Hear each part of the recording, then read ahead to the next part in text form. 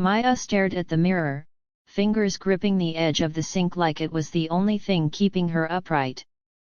The bathroom light buzzed above her, casting a cold glow on her pale face. Her thick, black hair hung past her shoulders, smooth, glossy, and untouched by dye or scissors in nearly 5 years. She heard the knock again. 5 minutes, Maya. It was Jasmine, the assistant director. Maya didn't answer. She looked down at the electric clippers on the counter. New. Heavy. Final. This wasn't just a scene. This was the scene. When she auditioned for Clean Slate, she'd known about the script. Page 72. Cassie shaves her head in the mirror, alone. No stunt double. No tricks. It was raw, it was vulnerable. It was part of why she wanted the role.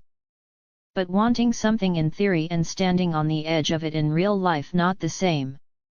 She picked up a pair of scissors first, hand shaking, then put them down again. She didn't want it messy. If she was doing this, it had to be clean. Controlled. She sat on the stool in front of the mirror and took a deep breath. The kind that scrapes your lungs on the way in. Then she turned the clippers on. The buzz was louder than she expected. Angry. Final. Like a warning. The first swipe down the middle shocked her. The vibration against her scalp was intimate, almost intrusive. A thick line of bare skin split through her hair like a scar. She stared at it in horror. No going back. Another pass. Then another. Hair slid off her shoulders, onto the white tile floor. Her scalp, pale and unfamiliar, began to emerge.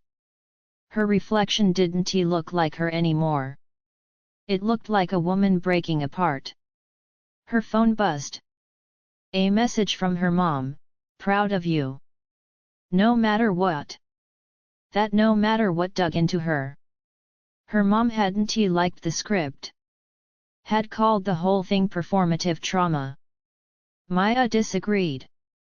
This role meant something. Cassie was a woman trying to rip herself out of a past that kept growing back, like weeds. The head shave wasn't vanity. It was survival. Still watching the last of her hair fall, Maya had to fight the tears. By the time she finished, the sink and floor were covered in dark strands. The silence after the clippers switched off was thick. She touched her scalp. It didn't feel like hers. Jasmine opened the door without knocking this time. She froze. Holy shit! Maya turned slowly in the chair. Jasmine's eyes were wide, mouth parted. You actually did it, Jasmine whispered. I mean, I knew you would, but... Damn! Maya stood. Her legs felt wobbly, as if the clippers had shaved off more than just hair. The crew went quiet when she stepped onto the set. Cameras were already positioned. The director, Liam, was watching the monitors, but when he looked up, he stared. Good, she asked, voice flat. He nodded slowly. More than good. You ready to shoot? She nodded.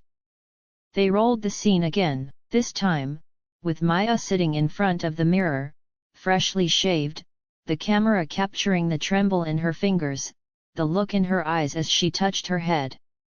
Liam called cut after the second take. Don't move, he said, coming closer. That moment when your hand first touched your scalp, we caught it. It was honest. It was honest. Maya had felt it, too. That flicker of something, grief, relief when her fingers met the bare skin. Like she'd lost something, but maybe it had needed to go.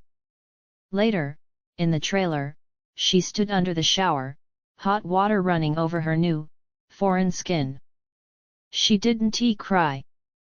She thought she might. But what came instead was a kind of stillness. When she stepped out and caught herself in the mirror again, she saw it. Not weakness. Not regret. Power. Not in a loud way. Quiet. Hard won. A power that comes from choosing what to let go of. The next day, the photo went viral. Someone on set had posted it Maya, mid-scene, clippers in hand, hair falling like ashes. The internet exploded. Some praised her dedication. Others called it unnecessary shock value. She ignored it all. Because that night, when the scene aired, something shifted. DMS from strangers rolled in, girls fighting through chemo, women leaving abusive relationships, kids figuring themselves out. "Thank you for showing what it looks like to start over," one said. That one stuck with her. Weeks passed. Her hair didn't grow back right away, but something else did. Auditions. New scripts. Ones that didn't want her to be a pretty face. Ones that wanted the real Maya. The one who knew what it meant to strip something away and still be standing. She never grew her hair long again.